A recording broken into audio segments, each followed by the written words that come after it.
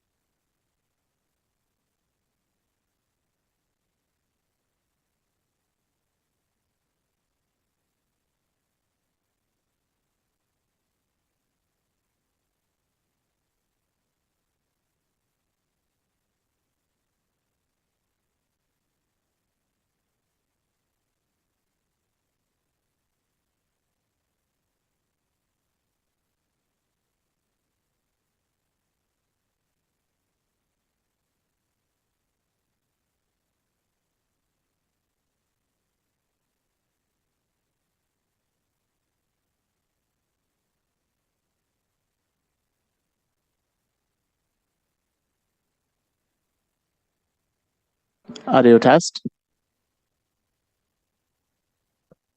I can hear you.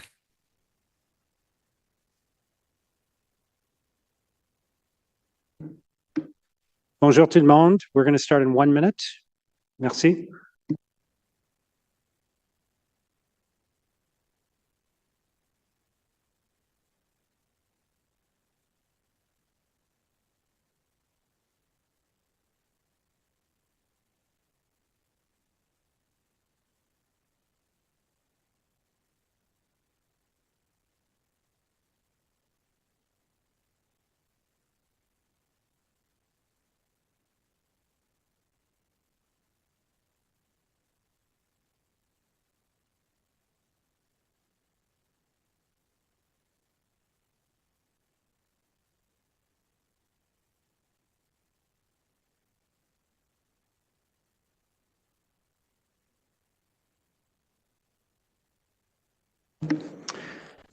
Bonjour tout le monde. Good morning, everyone. As we begin our meeting today, and on behalf of Ottawa City Council, I wish to acknowledge that Ottawa is built on unceded Anishinaabe Algonquin territory. The peoples of the Anishinaabe Algonquin Nation have lived on this territory for millennia. Their culture and presence have nurtured and continue to nurture this land. The City of Ottawa honors the peoples and land of the Anishinaabe Algonquin Nation and honors all First Nations, Inuit, and Métis peoples and their valuable past and present contributions to this land. I'll ask the committee coordinator now to do a roll call, please. Councillor Lulaf. Good morning. Councillor Dudas. Present. Councillor Curry. Here. Councillor Gower. Here. Councillor Tierney. Present. Councillor King. Here. Councillor Leeper. Here. Councillor Brockington. Councillor Menard. Councillor Brown. Here. Vice Chair Kitts. Here. Mayor Sutcliffe. Here. You have quorum, Mr. Mayor. Thank you. Merci. Are there any declarations of interest? Confirmation of minutes from the meeting of June 3rd. Those carried? Carried. Okay. Regarding 4.1, the acquisition of property for Barrhaven Civic Complex, we have a presentation on that. 4.2, we have some delegations. So we could move to 4.3, which is the property acquisition for Realign Greenbank Road Park and Ride. Is that carried? Carried. Carried. Okay. So we can go back to item 4.1 then, which is the acquisition of property for the Barrhaven Civic Complex. And we have a staff presentation. Good morning. Welcome. Good morning. I think I have a PowerPoint presentation coming up.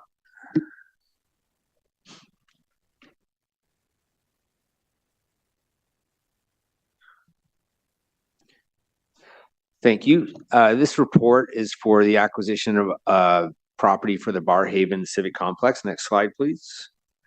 Staff's recommending approval of this acquisition along with a budget authority and delegated authority to purchase lands for the future Barrhaven Civic Complex from South Nepean Development Corporation for just over $10 million plus taxes and closing costs.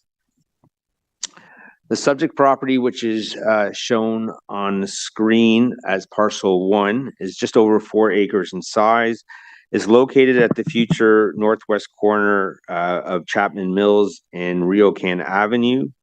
It's currently zoned DR, but it's been identified in the OP for many years as a future civic center site. And I'll note the small corner in the southeast section we will also be acquiring through parkland dedication. Next slide, please. Oh, next slide. Thank you. So conceptually, staff's been working on a design for the civic complex. As I mentioned, it's just over 4 acres in size and included, oh, I don't see that slide anymore. Included in the future design will be a 15,000 square feet for a cultural center with performance and event space, a seniors center, a district library branch, a councillor ward office, as well as open space. And this again is still conceptual in nature, but conceptually we think the site can support this. And that's it.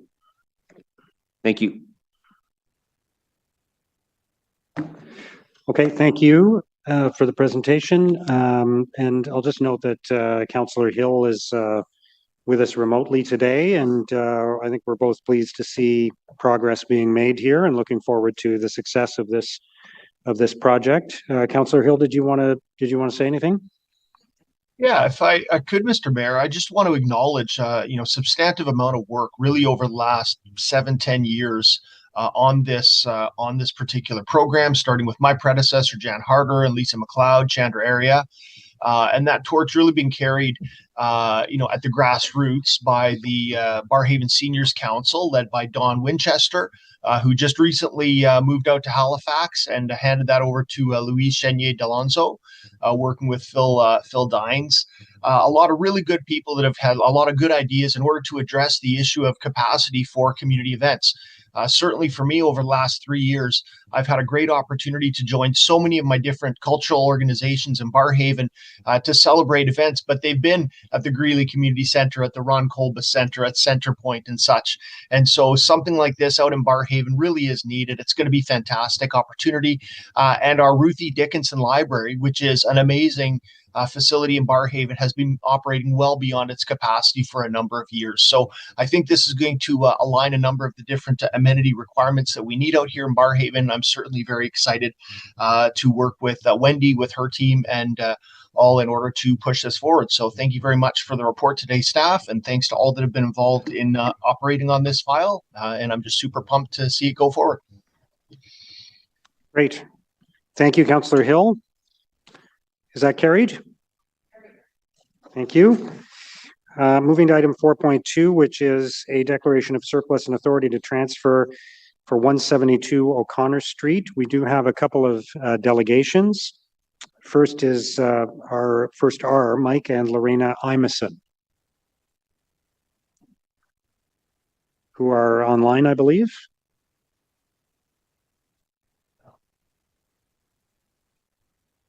Hello.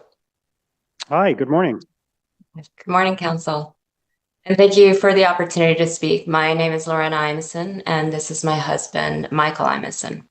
Together, we own 2 rooming houses in Centertown, one of which is located directly beside 172 O'Connor. And both of these offer together 31 private rental rooms.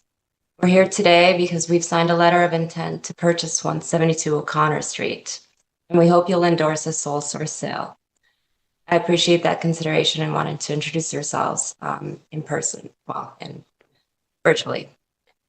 We're not developers. We're hands-on housing providers focused on safe, well-managed, and community-oriented rooming houses. They're especially designed for women, for newcomers, and early career professionals who they're often priced out of the market. Our model prioritizes dignity, safety, and stability. Each home has a live-in house manager, weekly cleaning, and renovated rooms, most with private kitchenettes. We've also partnered with Operation Come Home to support youth at risk of homelessness. So because we've been beside 172 O'Connor for so long, we've seen the ins and outs. We love the building, and we very much would like an opportunity to operate it as a rooming house in the very same way we've been operating our existing rooming houses. And our model is pretty straightforward in that if we have kids, and we basically renovate them to a standard that we'd let them live in these rooming houses. And so we're appreciative of the opportunity for you to consider a sole source sale. And we're happy to answer any questions you may have. Okay, thank you both. I don't see any questions, but thank you for the presentation. Good luck. We will move next to Linda Hode, who is in person.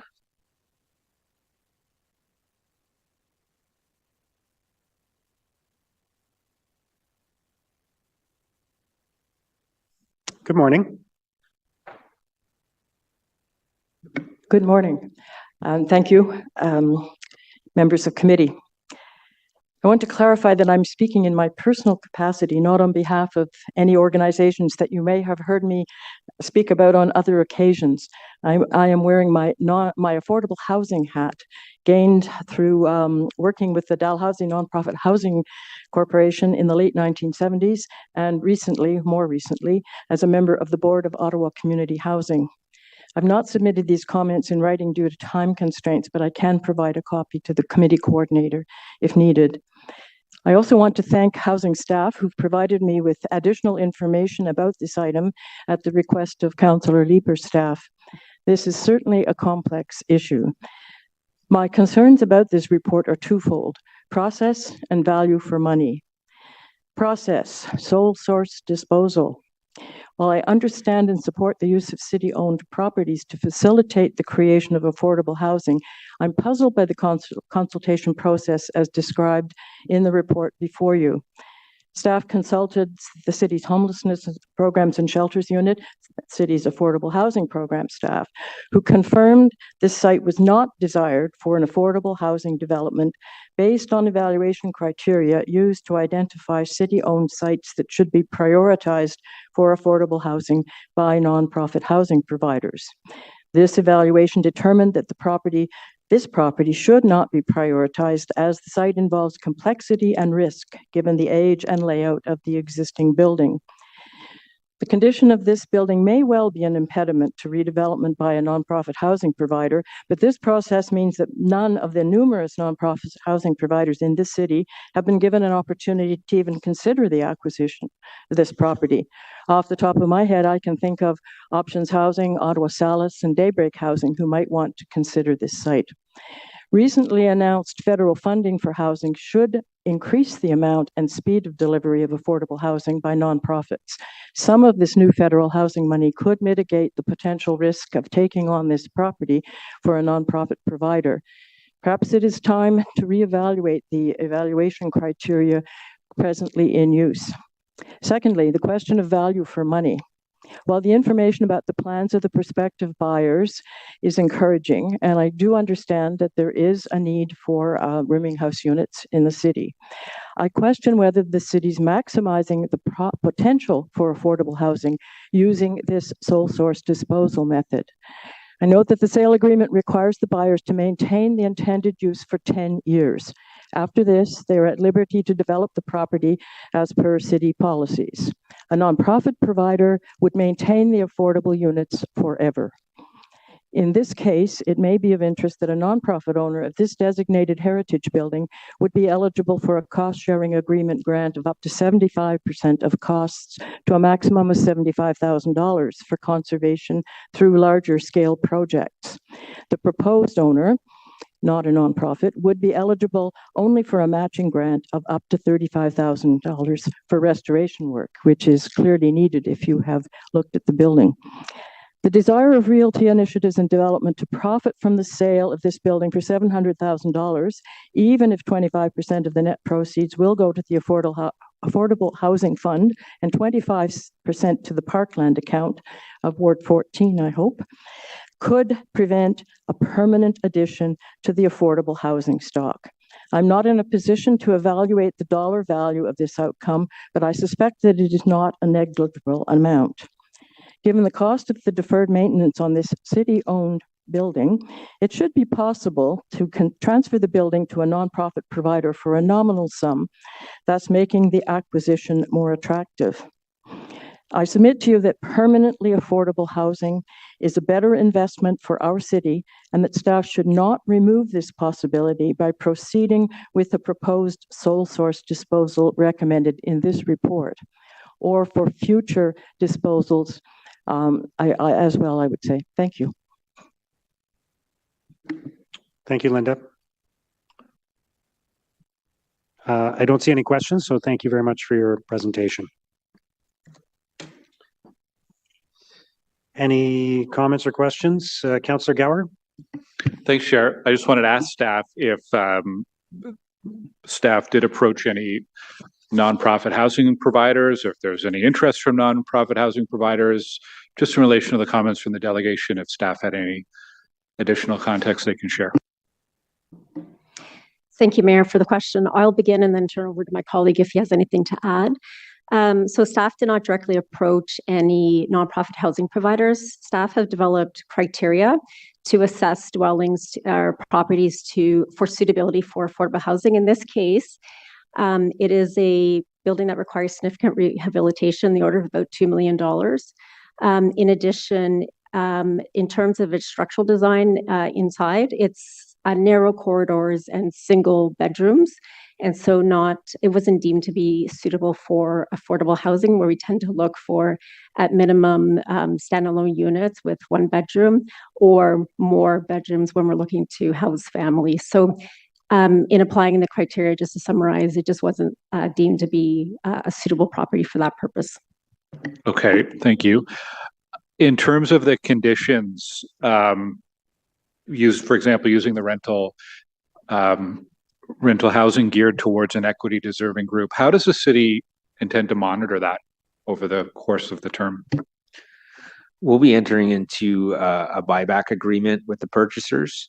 And so they'll be bound to offer it to that specific group. And on an annual basis, we'll be asking for evidence to show their tenant role to make sure that's the case.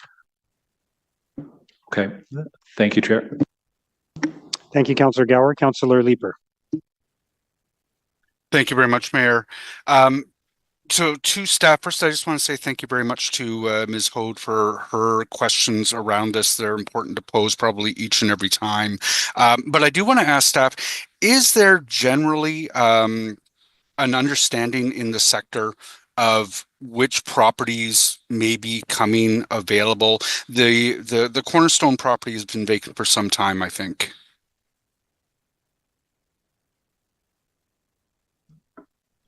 Well, Mr. Mayor, we do have a list of properties that we work through, and Cornerstone was also noted in a service review as a property to dispose of too, for cost savings, obviously. So it leaped to the top of the list to sell, especially with the interest we received from the purchasers. So there would have been opportunities for the sector to understand that this was a potential sale and to reach out to the city directly. Mr. Mayor, we did circulate it, internally and to the affordable housing group, and generally the affordable housing group has their ear to the ground in terms of knowing who's looking and what might be appropriate. Have any groups come forward since this report was published or since the decision was made to express that they would have liked to have had an opportunity to acquire this? We haven't received any other interest, Mr. Mayor. Okay. Again, thank you very much to Linda for posing those questions, but I'm comfortable that the informal relationships that exist between the city and the sector would have provided lots of lead time for the various different groups that Linda mentioned to understand that this was in the works and to have the opportunity to weigh in. So, Mayor, thank you very much. I'll be supporting this one. Thank you, Councillor Liebert. Councillor Curry?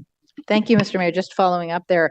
So in terms of the process that Mrs. Hogue outlined, it might not be the best.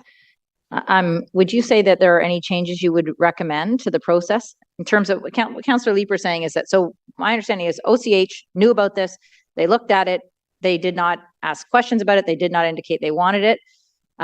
Is there anything else that we could have done to make sure that everyone was aware this was a piece of property up for sale?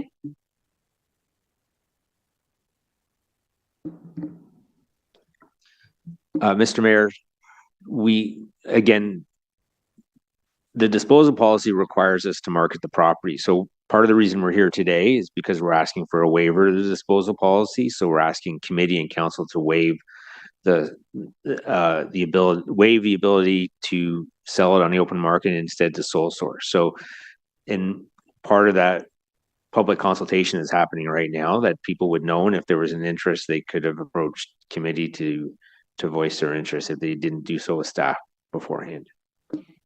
Mayor, I would just add that in addition to what Peter has said, in assessing this property and having deemed that it wasn't suitable for affordable housing, we were looking for the best possible use. And this is a type of housing that is needed and that does offer affordability to individuals who would struggle to access housing otherwise. And so we felt that this was the best use of the site for, given the condition of the building and given the way that it was designed inside of it. Yeah, fair enough. I'm just was thinking you could demolish it entirely, right, and build something more significant. If I were Ottawa Community Housing, I would look at doing that as opposed to looking at it and trying to renovate it or something. But if we've heard nothing from them, then I guess we've heard nothing from them. So thank you. Thank you, Councillor Curry. Councillor Tierney? Great, thank you. I actually just want to thank staff. We have a housing crisis, and this is probably the next best thing that's actually going to assist in making sure that we keep building towards things while we don't have bags of money from our federal and provincial partners. We're still waiting for a lot of that. Maybe this would be a different scenario. So I just want to thank you for the transparency, bringing this forward. We're not building a thermonuclear reactor on the site, I don't think so. I certainly will be supporting this, and I would be shocked if nobody did. Thanks again. Thank you, Councillor Tierney. All right, is the item carried? Carried. All right, there are no in-camera items. We have a motion of which notice has previously been given from Vice Chair Kitts on the Avalon Vista community. Did you want to say anything about that or no? It's fairly administrative. Okay. Yeah. Is that carried? Thank you. Are there any notices of motion? Any inquiries? Any other business? Motion to adjourn? Carried. Thank you, everyone. Merci beaucoup.